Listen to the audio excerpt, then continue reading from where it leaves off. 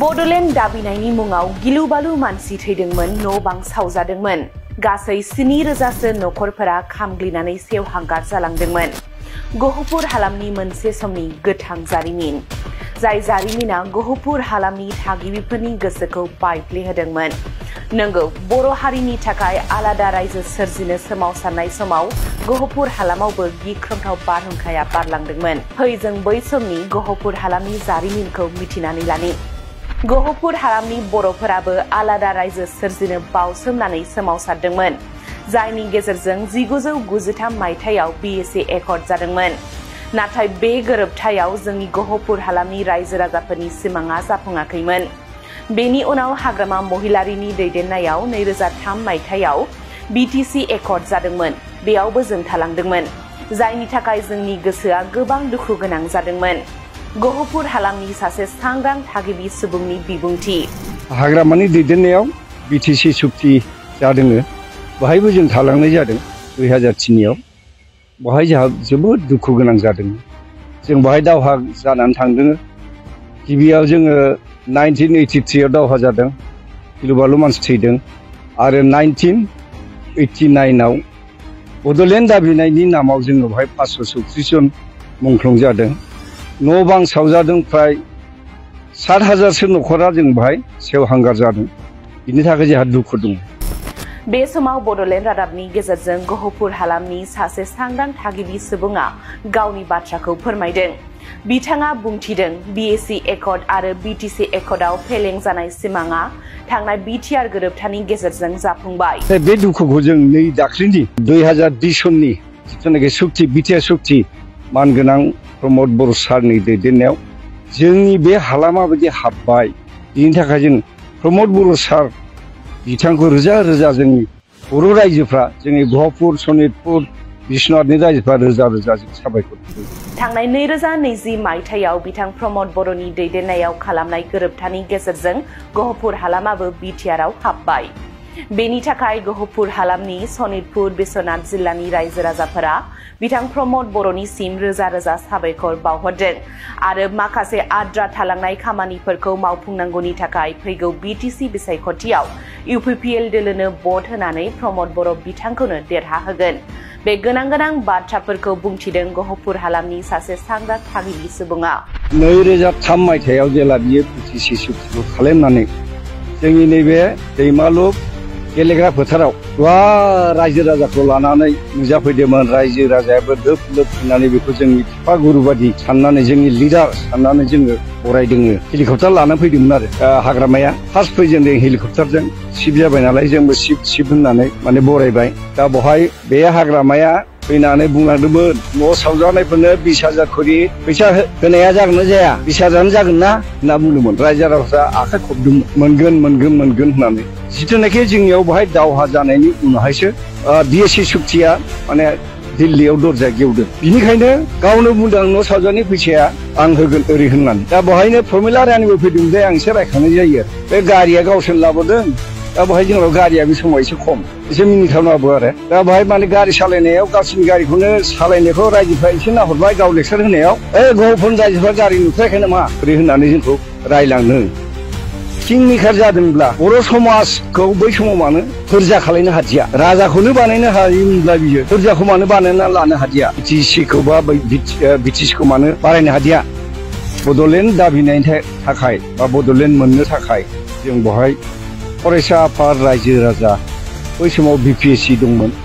बेबायदि दानानै जोङो बे बड'लेण्डखौ हांख्रायदोंमोन। नाथाय जोङो जि सुक्ति, BSA सुक्ति, बे सुक्तिया जों जाफुंसारनाय जायाखिसै। आरो बिनि उनावहाय हाग्रामानि दैदेननायाव BTC सुक्ति जादों, बाहायबो जों थालांनाय जादों 2003आव। बाहाय जोंहा जोबोद दुखु गोनां जादों। गिबियाव जोङो 1983आव दावहा जादों, गिलु-बालु मानसि थैदों। आरो 1989आव बड'लेण्ड दाबिनायनि नामाव जोङो बाहाय 536 जन मुंख्लं जादों। न' बां सावजादों, फ्राय 7,000सो नखरा जों बाहाय सेवहांगार जादों। बिनि थाखाय जोंहा दुखु दंमोन। नाथाय बे दुखुखौ जों नै दाख्लिनि 2020 सननि जिथुनाखि सुक्ति बिटिआर सुक्ति मानगोनां प्रमद बर' सारनि दैदेननायाव जोंनि बे हालामा बायदि हाब्बाय। बिनि थाखाय जों प्रमद बर' सार बिथांखौ रोजा रोजा जोंनि बर' रायजोफ्रा जोंनि गहपुर सनितपुर बिश्वनाथनि रायजोफ्रा रोजा रोजा साबायखर। दा दैदेनबाय थानाय प्रमद बर' सारखौ रायजो राजाया जाहाथे गोसो गोरबो गोरोबनानै जाहाथे भटखौ होनानै देरहाहोनानै बै बाद बाखि थालांनाय गामिफ्रा जाहाथे सोसनजायो, नटिफिकेसन जायो। बिनि थाखाय जोंहा इउपिपिएलखौ देरहाहोनो थाखाय जों बयबो रायजो राजाखौ आं खावलायदोंनो। गतिके बेखौनो आरो खेबसेबाव देरहाहोनानै जोंनि सनितपुर बिश्वनाथ गहपुरनि थालांनाय माखासे मावनो गोनां हाबाफोरखौ जाहाथे जाफुंसार होथों। 90 बोसोर गाहाम जाबाय, 70 बोसोर गाहाम जाबाय हानि मोनथाय गैयामोन जोंहा। नाथाय नै दाख्लैसो बावै एफआरसि होनानै जोंखौ हानि मोनथाय, जाय हाखौ जों 70 बोसोरबाबो मोनाखैमोन, 50-90 बोसोरबाबो मोनाखैमोन। बेखौ जों इउपिपिएल सरकारनि दैदेननायाव प्रमद बर' सारनि दैदेननायाव जों मोननो हाबाय। दिनै जोङो नोंथांजों गहपुर ओनसोलनि माखासे खोथा बाथ्राफोरखौ जों सावरायनो फैदों। जिहेतु नोंथाङा सासे गहपुर ओनसोलनिनो थागिबि हिसाबै आरो नोंथांखौ जोङो मोनथिनानै मोनो जे नोंथाङा हारिमुजों लोब्बा गोनां आरो लोगोसेनो समाज सिबियारि होननानै जोङो मोनथिगौ आरो गोबाङानो मोनथिगौ। दा बे बेलायाव गहपुर हालामा मोनसे समाव बर'फोरनि थाखाय गोबांथार बर' हारिनि जि आन्दलनफोराव बर' हारिनि मोननांगौ मोनथायनि थाखाय गहपुर ओनसोलनि रायजो राजाफ्रा बावसोमबोदोंमोन। बेफोर गासै बाथ्राफोरखौ जों नोंथांनिफ्राय मोनथिगोन। बे बेलायाव नोंथांखौ जोंनि बड'लेण्ड रादाबाव बरायग्रोबाय। गोजोननाय थाबाय। गिबि आं बड'लेण्ड रादाबनिसिम साबायखर बावबाय। जोंनो नंगौ बे गहपुर हालामनि रायजो राजाया बै समनि जोंनो बड'लेण्ड बिनाय समाव बड'फा उपेन्द्रनाथ ब्रह्मनि दैदेननायाव 1987निफ्रायनो जों बड'लेण्ड दाबिनायनि थाखाय बा बड'लेण्ड मोननो थाखाय जों बेवहाय फरायसा आफाद रायजो राजा बै समाव बिपिएससि दंमोन। बेबायदि दानानै जोङो बे बड'लेण्डखौ हांख्रायदोंमोन। नाथाय जोङो जि सुक्ति डिसि सुक्ति बे सुक्तिया जों जाफुंसारनाय जायाखिसै। आरो बिनि उनावहाय हाग्रामानि दैदेननायाव बिटिसि सुक्ति जादों। बेहायबो जों थालांनाय जादों 2003आव। बेहाय जोंहा जोबोद दुखु गोनां जादों। जों बेहाय दावहा जानानै थांदों। गिबियाव जोङो 1983आव दावहा जादों, गिलु-बालु मानसि थैदों। आरो 1989आव बड'लेण्ड दाबिनायनि नामाव जोङो बेहाय 536 जन मुंख्लं जादों। न' बां सावजादों। फ्राय 7,000सो न'खरा जों बेहाय सेवहांगार जादों। बिनि थाखाय जोंहा दुखु दंमोन। नाथाय बे दुखुखौ जों नै दाख्लिनि 2020 सननि जिथुनाखि सुक्ति बिटिआर सुक्ति मानगोनां प्रमद बर' सारनि दैदेननायाव जोंनि बे हालामा बायदि हाब्बाय। बिनि थाखाय जों प्रमद बर' सार बिथांखौ रोजा रोजा जोंनि बर' रायजोफ्रा जोंनि गहपुर सनितपुर बिश्वनाथनि रायजोफ्रा रोजा रोजा जों साबायखर होदों। आरो नाथाय बेवहाय जोंहा एसे थाबावलांदों। माखासे जिथुनाखि हाबलांबाय, जोंनि नैबे गामिया गोजोन फोथार गामि, बे हाबाखैब्लाबो जोंनि साहा अरुणाचलनिफ्राय थानानै खोलाहा हारसा गामिसिम बे सेरसेनिया गासिबो हाबजोबखाबाय। बेनिखायनो जोंनियाबो हाब्बाय होननानै जों लाखाबाय। आरो इतिमध्य जोङो बे हालामनि गेजेरावहाय बिटिआरआव नटिफिकेसना गामिया गोग्लैयाखैब्लाबो जोंनाव मन्दिर मोनबाय। जों ब्रह्म मन्दिर, बाथौ मन्दिर, ख्रिस्टान गिर्जा आरो बिनिफ्राय जों स्कुल फरायसालियाव जोंहा माइदांस्रि एरिया बियो। नै माइदांस्रियाव गाबोननो माने गायसनफैगोन मोनसे न' हाइ स्कुलनि। दा बिनि थाखाय जोङो बिटिआर हाब्बाय होननानै लाखाबाय। माथ्र भटखौल' होनो हानाय जोंहा माने माबा जायाखै आरो मोनथाय मोनाखै। खिन्थु जों बिटिआर हाब्बाय होननानै लानाय अर्थआनो जाहैबाय जों माबोरैहायथ' अनसुंथाइ मोनखो।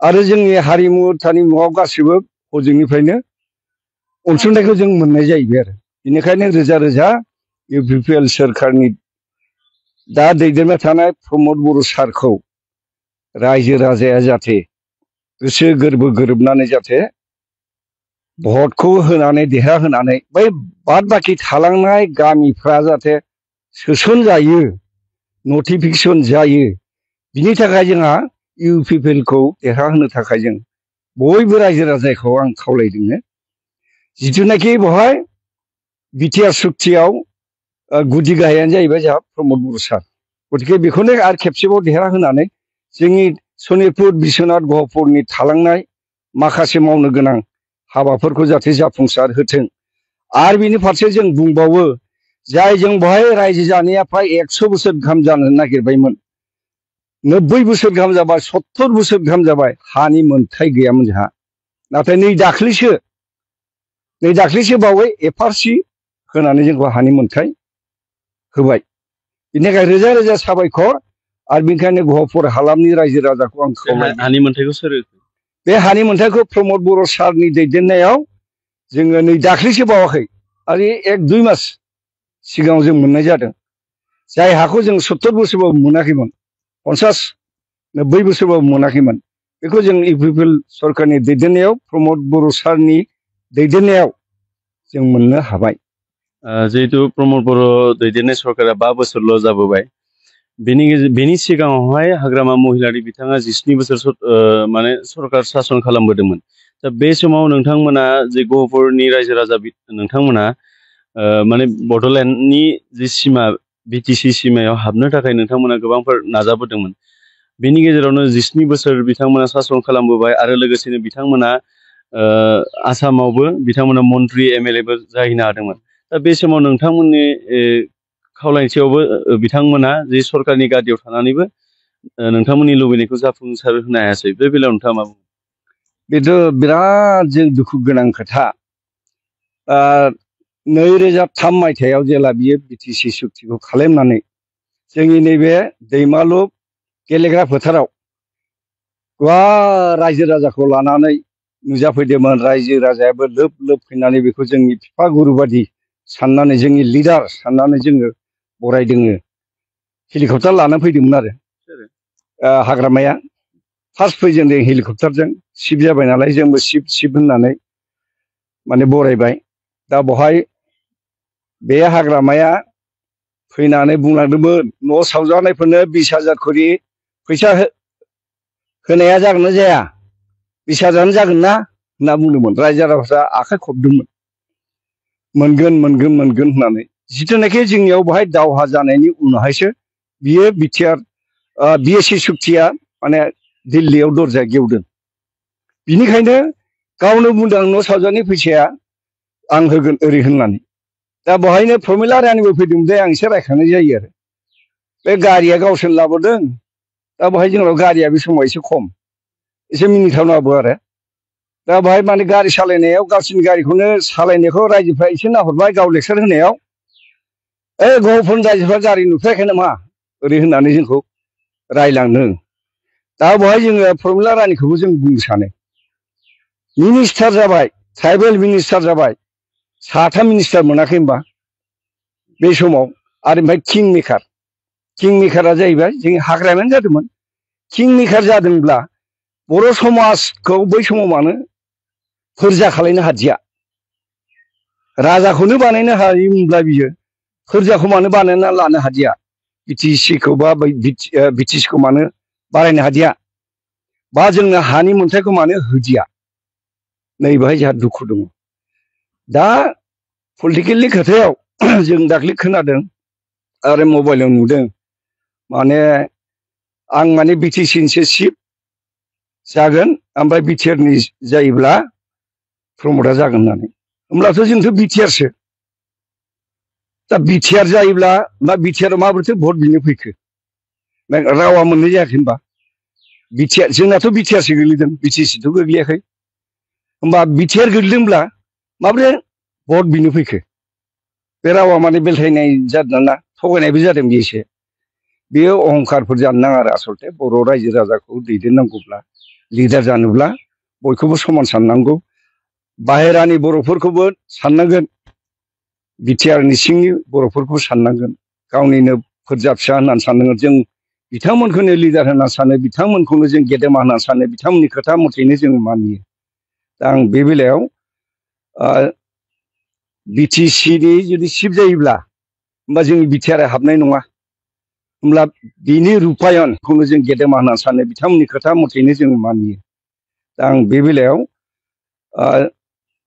बिटिसिनि जुदि सिफ जायोब्ला होमबा जोंनि बिटिआर हाबनाय नङा होमब्ला बिनि रुपायन एबा बेखौ इमप्लिमेन्टेसन खालामनाया जोंहा गोब्राब जागोन होननानै आं सानो आरो ओंखायनो रायजो राजाया प्रमद बर' सारनो इउपिपिएल सरकारनो भटखौ होनानै देरहाहो 5 बोसोर आरो बे 17 बोसोराव लाइमोन जायो 5 बोसोराव स्कुलबो एडमिसन जाया बिनि बैसोआ बा 5 बोसोर 4.5 बोसोरावनो हा होनो हादोंब्ला बे गथ'आ आरो 17-18 बोसोर 20 बोसोर जानांगौ बिनिखौ बांसिन खामानि मावनो हागोन ना हाया जों बेखौ सानो आरो आं दा नंखायनो रायजो राजाखौ जोंनि गहपुरबासि सनितपुरबासि बिश्वनाथ बयबो जाहाथे बे खेबसेखौ उननिया जिखि जाया बेखौ जों बुङा नैबे खेबसेखौ इमप्लिमेन्टेसन खालामनो थाखाय बिटिआरखौ माखासे मावनो थाबावनायखिनिखौ मावहोनो हानायनि सुबिदाखौ होनांगौ होननानै इउपिपिएल सरकारनो बा इउपिपिएल पार्टिनो भटखौ होनानै आं रायजो राजाखौ खावलायनाय जाबाय नोंथांमोननि लुबैनाय बायदिनो जुदि सरकारा फैमारोब्ला नोंथांमोननि बे ओनसोल हिसाबै सरकारनाव गिबिसिनै माबायदि दाबि थागोन गिबिसिनै जोंहा दाबि थागोन जोंनाव स्कुल माखासे माबा दंबावो भेन्सार दङ आरो हाई स्कुलाबो जोंना भेन्सार दङ एलपि एमइ स्कुल भेन्सार दङ दा बे शिक्षानि बेलायावहाय जाहाथे बेखौ सिगांसिन माने आं दाबि खालामनाय जाबाय जाहाथे जोंनि शिक्षित समाज जानानै जोङो जोंनि गथ' गथायखौ जों रोङाखिसै जों फोरोंनो हायो दा जोंनाव जा शिक्षित एसे ओंखारदों नैबे सेन्ट्रेल साखरियावबो मावबाय नै दाख्लैसो आरो बिटिआर सरकारनि बिसिडिसिआव सेक्रेटारि मोनबाय बिनि थाखायबो धन्यबाद बेबायदिनो जोङो दावगालांनो हागोन शिक्षित जायोब्ला होमब्लासो जाथियाबो दावगानो हागोन होननानै आं सानो ओंखायनो गिबियाव फरायसालिखौ माने सरकारि खालामनो थाखाय आं खावलायनाय जाबाय आरो जोबथारनायाव नोंथांनाव मोनसे सोंथि खालामसै आं गहपुर बा बिश्वनाथ आरो सनितपुर जिल्लानि जानानै बे सासे बासिन्दा जानानै नोंथाङा रायजो राजाफोरखौ मा खावलायगोन दा आङो सनितपुर बिश्वनाथ गहपुर बासि जानानै आङो रायजो राजाखौ बेखौनो खावलायो नैबे खेबसेनि थाखाय इउपिपिएल पार्टिनो एबा प्रमद बर' सारनो भटखौ होनानै देरहानो थाखाय आं खावलायनाय जाबाय गोजोननाय थाबाय